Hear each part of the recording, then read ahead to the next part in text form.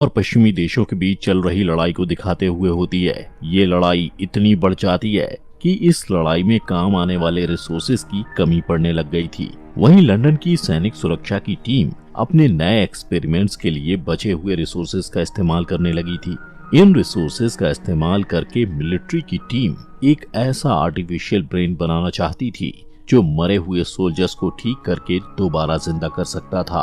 और इस तरह ये लोग उन सैनिकों को एक नई जिंदगी देकर ऐसे मशीनी सोल्जर्स बना रहे थे जो उनके सारे ऑर्डर्स को बिना कोई सवाल किए माने, ताकि लड़ाई में उन मशीनी सोल्जर्स का इस्तेमाल करके दुश्मन का खात्मा किया जा सके। अब लंदन के इसी मिलिट्री बेस में डॉक्टर विंसेंट नाम का एक साइंटिस्ट था जो इस आर्टिफिशियल ब्रेन को सोल्जर्स में इम्प्लांट करता था। सबसे पहले डॉक्टर विंसेंट पॉल नाम के एक सोल्जर पर अपने बनाए हुए आर्टिफिशियल ब्रेन को इम्प्लांट करता है, जिससे पॉल जिंदा हो जाता है। असल में पॉल एक लड़ाई में 2 साल पहले मारा गया था। डॉक्टर विंसेंट देखना चाहता था कि इस आर्टिफिशियल ब्रेन इम्प्लांट के जरिए पॉल कैसे काम करता है, इसलिए वो पॉल का एक टेस्ट लेता है, लेकिन इसका रिजल्ट वैसा नहीं होता जैसा विंसेंट ने सोचा था और इस वजह से वो थोड़ा परेशान हो जाता है। अब इस खराब रिजल्ट की वजह से विंसेंट और उसकी टीम के एक मेंबर के बीच बहस हो जाती है, क्योंकि उनका कहना था कि पॉल को खत्म कर देना चाहिए, जबकि विंसेंट उसे जिंदा रखना चाहता था। इसी दौरान पॉल एक पेन उठाता है और अचानक से विंसेंट को गले लगा लेता है। उसकी इस हरकत से विंसेंट काफी हैरान हो जाता है और उसे बैठने के लिए कहता है, लेकिन पॉल उसकी बात नहीं मानता और उसके सीने में पेन घोंप देता है, जिससे विंसेंट एक कंप्यूटर स्क्रीन के ऊपर गिर जाता है और पूरे स्क्रीन पर उसका खून बहने लगता है। अब क्योंकि पॉल एक खतरा बन गया था, इसलिए विंसेंट पॉल के सिस्टम को बंद करने के लिए कंप्यूटर पर कमांड डालने लगता है, लेकिन इससे पहले कि वो उसे बंद कर पाता, विंसेंट देखता है कि पॉल और भी ज्यादा गुस्से में है और वो बेरहमी से उसके टीम के लोगों को मार रहा है। इसके बाद पॉल एक बंदूक उठाकर विंसेंट की तरफ पॉइंट कर देता है, लेकिन जल्द ही उसे अपनी गलती का एहसास हो जाता है और वो तुरंत ही बंदूक नीचे करके विंसेंट से माफी मांगता है। तभी वहाँ लैब की सिक्योरिटी टीम आ जाती है और पॉल के सर पर गोली मार देती है। इसके बाद विंसेंट का इलाज किया जाता है। इलाज के कुछ देर बाद विंसेंट को एक डरावना सपना आता है और वो उठ जाता है। होश में आने के बाद वो तैयार होकर एक जगह जाता है जहां वो अपने रिसर्च टीम में नए लोगों को शामिल करने के लिए उनका इंटरव्यू लेता है। इंटरव्यू में उसके सामने कई एआई मशीन्स पेश की जाती हैं और विंसेंट उनसे सवाल पूछता है, लेकिन उसे किसी का भी जवाब पसंद नहीं आता, इसलिए गुस्सा होकर वहां से चला जाता है। जब वो घर जा रहा होता है तब रास्ते में उसे पॉल की माँ मिलती है, जो हमेशा मिलिट्री बेस के पास ही सड़क पर खड़े रहकर अपने बेटे का इंतजार करती रहती थी। अब सीन शिफ्ट होता है और विंसेंट को अपने घर पर अपनी बेटी मैरी की देखभाल करते हुए दिखाया जाता है। मैरी को रेट सिंड्रोम नाम की एक बीमारी होती है, जिसकी वजह से उसके घुटने काम नहीं करते, वो बोल नहीं पाती है और उसके हाथ भी हिलते रहते हैं। इसके बाद फिर से इंटरव्यू का सीन दिखाया जाता है, जहां एवा नाम की एक लड़की आती है जो स्टैनफोर्ड की एक साइंटिस्ट थी। एवा विंसेंट के सामने अपना नया आविष्कार पेश करती है। वो अपने एआई मशीन के बारे में बताते हुए कहती है कि ये डेटा प्रोसेस पर काम नहीं करता, बल्कि रोजाना मिलने वाले इंफॉर्मेशन और उससे होने वाले एक्सपीरियंस पर काम करता है। विंसेंट उसकी बात पर गौर करता है और पूछता है कि एआई मशीन को एक्सपीरियंस कहां से मिलता है। एवा बताती है कि आर्टिफिशियल इंटेलिजेंस के साथ रोज बातें करती है और उन्हीं बातों से उसे एक्सपीरियंस मिलता है। इसके बाद विंसेंट उस एआई का टेस्ट लेता है और उसके नाम के साथ साथ उससे और भी कई सारे सवाल पूछता है। उसके जवाब से विंसेंट काफी इम्प्रेस होता है और टेस्ट के बाद एवा के इस आविष्कार के लिए उसकी तारीफ करता है और कहता है कि उसने बहुत अच्छी प्रोग्रामिंग तैयार की है, लेकिन एवा कहती है कि ये प्रोग्राम नहीं बल्कि मशीन है जो सारे सवाल के जवाब खुद ही देती है। इसके बाद विंसेंट सबके लिए 10 मिनट का ब्रेक अनाउंस कर देता है। एवा को लगता है कि उसे टीम में शामिल नहीं किया जाएगा, इसलिए वो उदास हो जाती है और अपना सामान लेकर जाने लगती है,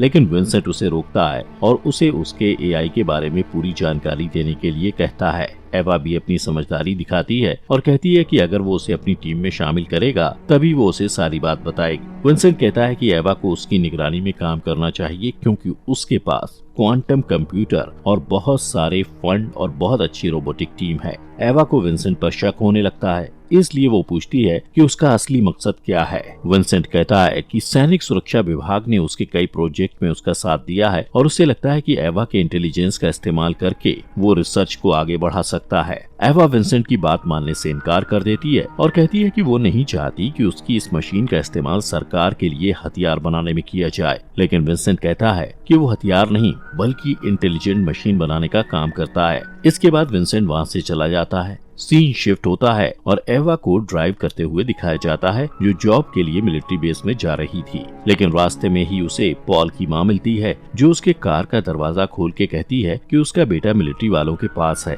उसकी इस हरकत से एवा डर जाती है और कहती है कि उसे इस बारे में कुछ मालूम नहीं। जब पॉल की मां अजीब सा बर्ताव करने लगती है तो कुछ पुलिस वाले आकर उसे जबरदस्ती कार से निकालते हैं। एवा को पॉल की मां के साथ उनका ये बर्ताव अच्छा नहीं लगता, इसलिए वो भी कार से बाहर आती है और उन्हें रोकने की कोशिश करती है। एवा के ऐसे बर्ताव के लिए एक पुलिस ऑफिसर उसे तुरंत अरेस्ट कर लेता है। इसके बाद विंसेंट पुलिस स्टेशन आकर एवा की बेल कराता है। वो उसका मजाक उड़ाते हुए कहता है कि वो अपने काम के पहले दिन ही अरेस्ट हो गई। एवा बताती है कि कैसे पॉल की मां के साथ बुरा बर्ताव किया जा रहा था, लेकिन विंसेंट कहता है कि उसे पॉल की मां से हमदर्दी जताने की जरूरत नहीं है क्योंकि उसकी दिमागी हालत ठीक नहीं है। उसका बेटा एक लड़ाई में 2 साल पहले मर चुका है और वो अभी तक इस सदमे से बाहर नहीं आ पाई है और विंसेंट को इस बात का अफसोस भी है। इसके बाद विंसेंट एवा को मिलिट्री बेस की आसपास की जगह दिखाता है। वो लोग बातचीत कर रहे होते हैं लेकिन उन्हें ये पता नहीं होता कि एक मशीनी सोल्जर उन पर नजर रख रही है और वो अपनी मशीनी भाषा में दूसरे सोल्जर से भी बात करती है, जिसके बाद मिलिट्री बेस की सिक्योरिटी बढ़ा दी जाती है। इस बीच विंसेंट और एवा एक लिफ्ट में जाते हैं जो जमीन के अंदर थी। जब वो लोग नीचे जा रहे होते हैं तब एवा को 2 सोल्जर्स के सर पर एक जैसा निशान दिखाई देता है। वो विंसेंट से पूछती है कि ये निशान कैसे हैं। विंसेंट बताता है कि जिनके सिर पर ये निशान दिख रहे हैं उन सोल्जर्स के दिमाग ने काम करना बंद कर दिया था। उनमें आर्टिफिशियल ब्रेन इम्प्लांट किया गया है जिससे उनकी देखने की ताकत और पुरानी यादें वापस आ गई हैं और इससे उनकी जिंदगी और भी बेहतर हुई है। लेकिन ब्रेन इम्प्लांट के कारण इनकी बोलने की शक्ति चली गई थी, जिसकी वजह विंसेंट को भी नहीं मालूम थी। लेकिन वो कहता है कि इन सोल्जर्स ने अपनी खुद की मशीनी भाषा तैयार कर ली है जिसके जरिए वो एक दूसरे से बात कर सकते हैं और उसके बारे में किसी को पता भी नहीं चलता है। इसके बाद वो दोनों लैब में जाते हैं जहां विंसेंट का क्वांटम कंप्यूटर था और उसे देखने के लिए एवा बहुत एक्साइटेड थी। वहां सैनिक सुरक्षा का हेड थॉमस होता है जो एवा को गौर से देखता है। कुछ देर बाद वो एवा से मिलता है और टीम में उसका स्वागत करता है। तभी एक फीमेल मशीनी सोल्जर वहां आ जाती है जिसका नाम सूरी था और ये वही सोल्जर थी जो विंसेंट और एवा पर नजर रख रही थी। इस बीच थॉमस एवा की फाइल देखता है जिसमें लिखा था कि बचपन में एवा ने एक पुलिस ऑफिसर के साथ कुछ बुरा बर्ताव किया था। थॉमस इस बारे में एवा से पूछता है और एवा कुछ कहने ही वाली होती है कि विंसेंट उसकी बात काटते हुए थॉमस से कहता है कि एवा को यहाँ पॉलिटिक्स के नहीं बल्कि रिसर्च के लिए लाया गया है। इसके बाद थॉमस भी उसकी बात से एग्री करता है और बात को बदलते हुए कहता है कि वो उन्हें कुछ दिखाना चाहता है। अब यहाँ थॉमस उन दोनों को एक कमरे में लेके जाता है जहाँ हमें जेम्स नाम का एक हैंडीकैप आदमी दिखाया जाता है। उसके दोनों हाथ नहीं थे और यहाँ उस पर आर्टिफिशियल हैंड इम्प्लांट करने की तैयारी हो रही थी। यहाँ बताया जाता है कि ये आर्टिफिशियल हाथ सिल्क से बना है जिस पर गोलियों और बम का भी कोई असर नहीं होता है। इस हाथ की एक ऐसी क्वालिटी थी कि वो किसी भी हाथ को टच करके उसके रंग रूप को अपना सकता था। ये सब देखकर एवा उससे पूछती है कि क्या वो लोग मशीनों को इंसानों की तरह बनाने की कोशिश कर रहे हैं। तो विंसेंट कहता है कि वो लोग इंसानों की तादाद को कम किए बिना ऐसी मशीन बना रहे हैं जो लोगों से बातचीत कर सकती है। इसके बाद जेम्स अपने हाथ की ताकत को आजमा कर देखता है और एवा जेम्स के हाथों की ताकत देखकर हैरान हो जाती है। अचानक जेम्स एवा से कहता है कि क्या वो उसे छूकर देख सकता है क्योंकि वो फिर से किसी इंसान की स्किन को महसूस करना चाहता है। लेकिन विंसेंट ऐसा करने के लिए मना कर देता है क्योंकि जेम्स के हाथ में इतनी ताकत थी कि वो एवा का हाथ तोड़ भी सकता था। लेकिन फिर भी एवा उसकी बात ना मानते हुए जेम्स के हाथ पर अपना हाथ रख देती है और जेम्स उसकी स्किन को महसूस करता है। इसके बाद जेम्स उसे घुमाते हुए बाकी सबसे दूर ले जाता है और उसके कान में कहता है कि उसे एवा की मदद चाहिए और वो उसे एरिया 6 में आने के लिए कहता है। एवा काफी कंफ्यूज हो जाती है अगले दिन विंसेंट एवा के ब्रेन को स्कैन करता है और उसे क्वांटम कंप्यूटर में सेव कर देता है। विंसेंट एवा से कई तरह के सवाल करता है ताकि वो उसके ब्रेन का डेटा ले सके। उसके सवाल धीरे धीरे पर्सनल होते जाते हैं। एवा उसे अपने पिता के साथ बिताए समय के बारे में बताती है। विंसेंट भी उसे बताता है कि वो बिल्कुल उसकी बेटी की तरह है, क्योंकि उसकी बेटी को भी कंप्यूटर पसंद है। तभी एवा बात को घुमाकर उसे एरिया 6 के बारे में पूछती है। विंसेंट कहता है कि एरिया 6 में उन सोल्जर्स का इलाज किया जाता है जिनका ब्रेन डैमेज हो गया है, लेकिन एवा को लगता है कि वो कोई जेल है। विंसेंट कहता है कि वो इस बारे में उसे और कुछ नहीं बता सकता, क्योंकि उसे इस बारे में कुछ पता नहीं है। ये कहकर वो वहाँ से चला जाता है। अगले दिन एवा लैब जाते वक्त एरिया 6 की तरफ चली जाती है। वो सबसे छुपते हुए वहाँ पहुँच जाती है और एक कांच की खिड़की से देखती है कि एरिया 6 बिल्कुल जेल की ही तरह है, जिसे कई सारे गार्ड्स घेरे हुए हैं। यहाँ उसका शक यकीन में बदल जाता है। उसी वक्त कुछ मशीनी सोल्जर्स उसके पीछे आ जाते हैं और एवा बिना कुछ कहे वहाँ से चली जाती है, जैसे कुछ हुआ ही ना हो। इसके बाद वो लैब में आती है जहां विंसेंट एवा के दिमाग को स्कैन करता है और इस बार एवा के इमोशन को चेहरे के एक्सप्रेशन की मदद से सेव किया जाता है। इस बीच विंसेंट पूछता है कि क्या वो लैब आते समय रास्ता भटक गई थी। एवा को समझ नहीं आता कि उसे क्या कहना चाहिए, इसलिए वो कहती है, हाँ मैं रास्ता भटक गई थी। लेकिन विंसेंट को पता था कि वो झूठ बोल रही है और उसकी इस हरकत से नाराज होकर वो कहता है कि एवा को अपने काम से काम रखना चाहिए और वहाँ इधर उधर घूमना नहीं चाहिए। दूसरी तरफ सूरी थॉमसन को एक सीसीटीवी फुटेज दिखाती है और बताती है कि एवा ने एरिया 6 के बारे में जानने के लिए कंप्यूटर को हैक किया था। अगले दिन विंसेंट और एवा साथ मिलकर एक मशीन पर काम कर रहे होते हैं। ये मशीन सीधे एवा के दिमाग से जुड़ी हुई थी। इस बीच विंसेंट अपने बर्ताव के लिए एवा से माफी मांगता है। एवा कुछ नहीं कहती और तभी मशीन विंसेंट को बताती है कि एवा अभी भी उससे नाराज है। सीन शिफ्ट होता है और विंसेंट और एवा कार में होते हैं। एवा उससे पूछती है कि अगर उसे मिलिट्री वालों से नफरत है तो वो वहाँ इतने समय से काम क्यों कर रहा है। विंसेंट कहता है कि वो ब्रेन इम्प्लांट के एक्सपेरिमेंट को डेवलप करना चाहता है ताकि वो अपनी बेटी का इलाज कर सके और इसके लिए उसका वहाँ काम करना जरूरी है। उसी वक्त उनके रास्ते में पॉल की माँ फिर से आ जाती है, जो सड़क के बीच बैठकर रो रही थी। एवा विंसेंट से कहती है कि उन्हें पॉल की माँ को शहर तक जाने के लिए लिफ्ट देनी चाहिए। विंसेंट उसकी बात मान लेता है और एवा पॉल की माँ के पास जाती है, लेकिन उसे पता चलता है कि वो पॉल की माँ नहीं बल्कि चाइना का एक आदमी है जो पॉल की माँ के भेष में है। वो आदमी तुरंत एवा के पेट में चाकू घोंप देता है। इस बीच थॉमसन सारी वारदात को कंप्यूटर पर देख रहा होता है। वो देखता है कि एवा तड़प रही है क्योंकि उस आदमी ने उसके सीने पर वार कर दिया था और वो एवा को मरने के लिए छोड़ देता है। अगले दिन थॉमसन विंसेंट के पास आता है और कहता है कि चाइना के लोग उनके रोबोटिक प्रोग्राम को हड़पना चाहते हैं और इसीलिए उन्होंने एवा की जान ली है। विंसेंट कहता है कि ऐसा नहीं है, क्योंकि अगर ऐसा होता तो वो लोग उसे भी जिंदा नहीं छोड़ते। थॉमसन कहता है कि उसकी किस्मत अच्छी थी इसलिए वो बच गया। विंसेंट एवा की मौत से काफी दुखी था, इसलिए वो फैसला करता है कि वो एवा के स्कैन किए गए चेहरे और दिमाग का इस्तेमाल करके उसकी बनाई हुई एआई मशीन को उसके जैसा ही बना देगा। वो इस पर काम करना शुरू कर देता है और प्रोसेस पूरा होने के बाद विंसेंट मशीन की रस्सियों को खोलने वाला होता है कि तभी वो मशीन उसका हाथ पकड़ लेती है और उससे सूंघकर उसकी तारीफ करती है। विंसेंट को समझ नहीं आता कि उसे क्या कहना चाहिए, इसलिए वो उसे शुक्रिया कहता है। मशीन कहती है कि अगर उसके अंदर इमोशंस नहीं होते तो विंसेंट का हाथ अब तक टूट चुका होता। इसके बाद मशीन का टेस्ट शुरू होता है और विंसेंट उससे सवाल पूछता है। विंसेंट जब मशीन से उसकी पहली याद के बारे में पूछता है तो मशीन उसे अपनी माँ की यादों के बारे में बताती है। विंसेंट पूछता है कि क्या उसे उसकी माँ का चेहरा याद है। तब मशीन खुद को मॉनिटर में देखती है और अपने चेहरे की तरफ इशारा करके बताती है कि उसकी माँ का चेहरा उससे मिलता है। इस टेस्ट से वो लोग काफी खुश होते हैं और इसके बाद वो लोग मशीन के इमोशन का टेस्ट करते हैं।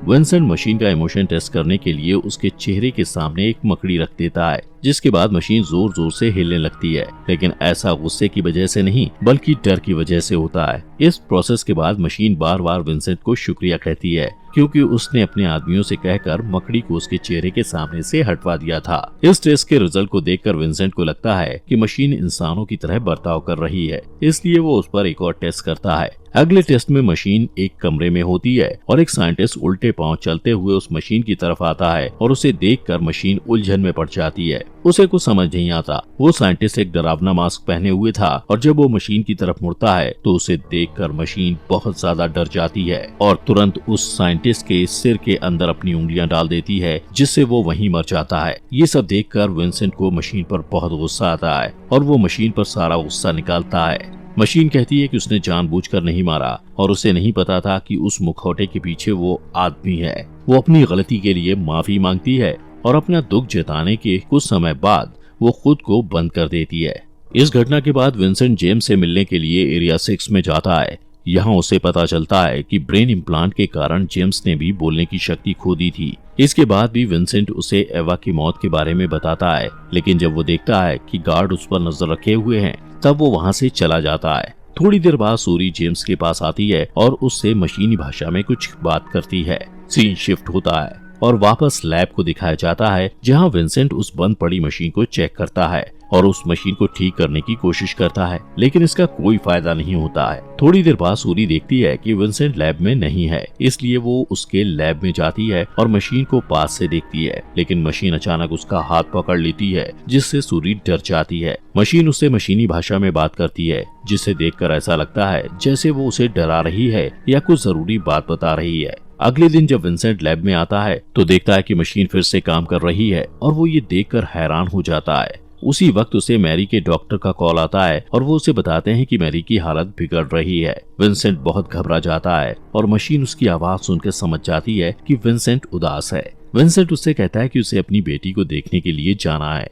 मशीन तुरंत उसका हाथ पकड़ लेती है और उसे अकेला छोड़ के जाने से मना करती है। विंसेंट अपना हाथ छुड़ाने की कोशिश करता है और जब मशीन को लगता है कि विंसेंट बहुत परेशान है तब वो उसका हाथ छोड़ देती है। विंसेंट उससे फटकारता है और कहता है कि वो हर चीज पाने के लिए लोगों के खिलाफ अपनी ताकत का इस्तेमाल करती है। ये कहकर वो हॉस्पिटल चला जाता है। मैरी का डॉक्टर उसे बताता है कि मैरी की हालत बहुत खराब है। ये बुरी खबर सुनने के बाद विंसेंट तुरंत अपनी बेटी से मिलने के लिए जाता है और उसके दिमाग और चेहरे को स्कैन कर लेता है। दूसरी तरफ लैब में थॉमसन मशीन के पास जाता है और उसे अपने सिस्टम में एक फाइल डाउनलोड करने के लिए कहता है और मशीन उसकी बात मान लेती है। जब वो फाइल डाउनलोड हो जाती है तो मशीन कई तरह की भाषा बोल पाती है और उसमें लड़ाई करने की भी खूबी आ जाती है। इसके बाद थॉमसन मशीन को एक कमरे में लेकर जाता है और उसे एक आदमी से मिलाता है। वो कहता है कि इस आदमी ने उसकी माँ को मारा है। वो मशीन को भड़काने की कोशिश करता है ताकि मशीन अपनी अच्छाई को भूल जाए। अगले दिन जब विंसेंट लैब में आता है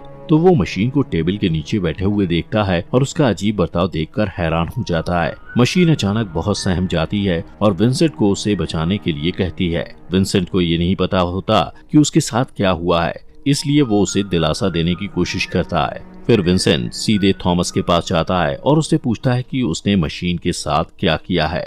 थॉमसन कहता है कि उसने जो किया है वो उस मशीन के अस्तित्व के लिए जरूरी है। विंसेंट कहता है कि वो सिर्फ मशीनी सोल्जर नहीं बल्कि उससे भी बढ़कर है, क्योंकि वो इंसानों की तरह इमोशन को समझ सकती है। थॉमसन को इन बातों पर भरोसा नहीं होता और वो विंसेंट को चुनौती देते हुए कहता है कि जब तक वो ये साबित नहीं कर देता कि वो मशीन जिंदा है तब तक वो उस मशीन पर कोई एक्सपेरिमेंट नहीं कर सकता। इसके बाद विंसेंट मशीन के पास जाता है और थॉमसन के साथ हुई सारी बातों के बारे में उसे बताता है। थॉमसन के असली इरादे के बारे में जानने के बाद मशीन कहती है कि वो सब कुछ करेगी जो उसके लिए जरूरी होगा। तभी मैरी के डॉक्टर का कॉल आता है और वो विंसेंट को बताते हैं कि मैरी का ऑपरेशन फेल हो गया और वो मर चुकी है। विंसेंट सदमे में चला जाता है और गहरी सोच में डूब जाता है। इस बीच मशीन अनजाने में उसके लिए अपने प्यार का इजहार करती है। सीन शिफ्ट होता है और विंसेंट अपनी बेटी का अंतिम संस्कार करता है। इस बीच मशीन लैब में ही रहकर मिलिट्री की ट्रेनिंग पूरी करती है। मैरी के अंतिम संस्कार के अगले दिन विंसेंट वापस लैब आता है। इतने वक्त तक मिलिट्री में ना होने की वजह से उसे ऐसा लगता है कि वो अपना उद्देश्य खो चुका है। वो कुछ ढूंढ रहा होता है, लेकिन उसे वो चीज नहीं मिलती। तभी मशीन वहाँ आती है और विंसेंट को कहती है कि अगर वो खोई हुई चीज को पाना चाहता है तो उसे उस चीज को पास से देखना होगा। उसकी बात मानकर विंसेंट अपनी एक तस्वीर क्वांटम कंप्यूटर पर देखता है। जब वो उसे पास से देखता है तो वो उसे मिल जाता है जो वो ढूंढ रहा था। वो तुरंत थॉमसन के पास जाता है और उसे अपनी नई खोज के बारे में बताता है और कहता है कि मशीन के प्रोग्राम में ऐसा चिप है जो उन्हें सोचने समझने की ताकत दे रहा है। थॉमसन कहता है कि यही वो चीज है जिसकी उन्हें जरूरत थी, क्योंकि सोचने समझने की ताकत की वजह से ही मशीन खुद अपना फैसला ले पा रही है। अब ये जानने के बाद थॉमसन विंसेंट से कहता है कि उसे वो चिप मशीन के प्रोग्राम से बाहर निकालना होगा। ये सुनकर विंसेंट हैरान हो जाता है और समझ जाता है कि थॉमसन उसकी रिसर्च का इस्तेमाल सिर्फ लड़ाई के लिए हथियार बनाने में करना चाहता है। विंसेंट को लगता है कि उसके साथ धोखा हुआ है, इसलिए वो ये बात मानने से इनकार कर देता है। इसके बाद थॉमसन उसे मैरी के दिमाग की आखिरी फाइल दिखाता है और उसके जरिए विंसेंट को ब्लैकमेल करते हुए कहता है अगर वो ऐसा नहीं करेगा तो वो उस फाइल को डिलीट कर देगा। विंसेंट के पास कोई और रास्ता नहीं था, इसलिए वो मशीन के पास जाता है और उससे कहता है कि वो उसे इंसान के बजाय मशीन बनाना चाहता है। वो कहता है कि ये वो नहीं करना चाहता है, लेकिन उसे ये करना पड़ेगा, क्योंकि अगर उसने ऐसा नहीं किया तो वो अपनी बेटी को हमेशा के लिए खो देगा। मशीन विंसेंट से प्यार करती थी, इसलिए वो उसकी बेटी को बचाने के लिए खुद को सैक्रिफाइस करने के लिए तैयार हो जाती है। विंसेंट उसे ऑपरेशन रूम में लेकर जाता है और उसे आखिरी बार अलविदा कहता है। इसके बाद वो उसके दिमाग के इम्प्लांट में एक छेद कर देता है, लेकिन अचानक मशीन डरने लगती है और कहती है कि उसे मरने से डर लगता है। विंसेंट उससे बातें करते हुए उसका ध्यान बटाता है और उसके दिमाग से उस चिप को निकाल देता है जो उसे सचेत बनाती थी। उस चिप को निकालते ही मशीन अपनी जिंदगी खो देती है। इसके बाद विंसेंट थॉमसन के पास जाता है और कहता है कि ऑपरेशन पूरा हो गया है। थॉमसन खुश होता है, लेकिन वो उसे डबल क्रॉस कर देता है और बताता है कि उसने प्रोग्राम को सेव करने के लिए उसकी बेटी की फाइल मिटा दी है। इस बात से विंसेंट बहुत ज्यादा गुस्सा हो जाता है, लेकिन इससे पहले कि वो कुछ कर पाता, थॉमसन के आदमी उसे पकड़ ले जाते हैं। कुछ दिन बाद मशीन पूरी तरह मशीन बन गई और अब वो लड़ाई में भी एक्सपर्ट हो गई थी। अब थॉमसन उसका आखिरी टेस्ट करने वाला था। इस बीच सूरी और बाकी सोल्जर भी अपने किसी प्लान को अंजाम देने की तैयारी कर रहे थे, जिसका इंतजार उन्हें बहुत समय से था। अब मशीन के आखिरी टेस्ट का दिन भी आ जाता है और एक मशीनी सोल्जर विंसेंट को एक कमरे में लेकर आता है जहां उसे बांध दिया जाता है। विंसेंट देखता है कि मशीन ने उसकी तरफ बंदूक साधी हुई है। इसके बाद थॉमसन मशीन से विंसेंट के सर पर गोली चलाने के लिए कहता है। मशीन बिना किसी हिचकिचाहट के बंदूक का ट्रिगर खींचती है, लेकिन बंदूक में गोली नहीं थी और विंसेंट रिलैक्स हो जाता है। यहाँ थॉमसन सिर्फ मशीन का टेस्ट करना चाहता था कि मशीन उसकी बात मानती है या नहीं, इसलिए उसने मशीन के हाथ में खाली बंदूक दी थी। वहीं दूसरी तरफ हम देखते हैं कि जिस साइंटिस्ट ने मशीन के ऑपरेशन के समय विंसेंट की हेल्प की थी, उसे ये बात पता चल गई थी कि विंसेंट ने जो चिप मशीन के दिमाग से निकाली है वो सोचने समझने वाली चिप नहीं, बल्कि उसके जीपीएस की एक्स्ट्रा बैटरी है। वो ये बात थॉमसन को बताता है और थॉमसन डर के मारे फैसिलिटी को बंद करने के लिए कहता है और सिक्योरिटी टीम को अलर्ट कर देता है। लेकिन लैब के सारे सोल्जर मशीन की मदद करते हैं और मशीन विंसेंट तक पहुंच जाती है। वो उसे आजाद करती है और बताती है कि इंसानों और मशीनों के बीच की लड़ाई की शुरुआत से ही सारे सोल्जर्स एक दूसरे से बातचीत कर रहे थे और ये प्लान कर रहे थे कि उन्हें कैसे थॉमसन के इरादों को नाकामयाब करना है। दूसरी तरफ हम देखते हैं कि थॉमसन सारे सोल्जर्स को डीएक्टिवेट करने के लिए कंप्यूटर में एक कोड डाल रहा होता है, पर क्योंकि सूरी ने पहले ही सिस्टम को हैक कर लिया था, इसलिए थॉमसन को सिस्टम में खराबी दिखाई देती है।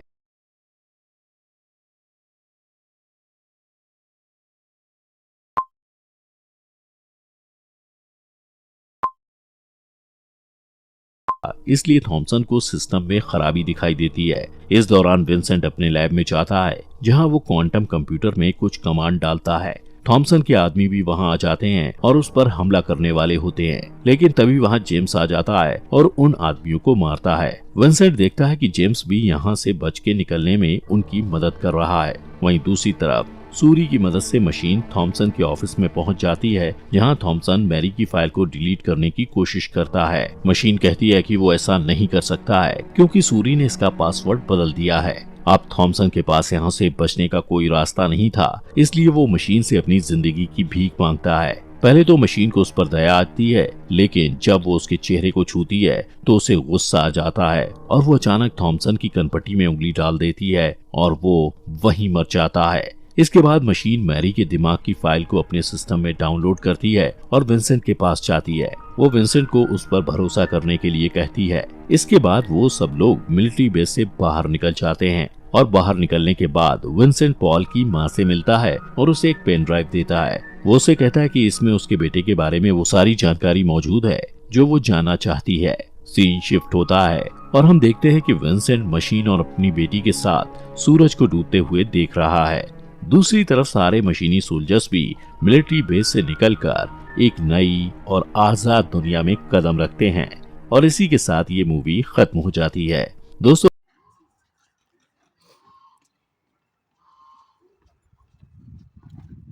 लाइक करना, शेयर करना।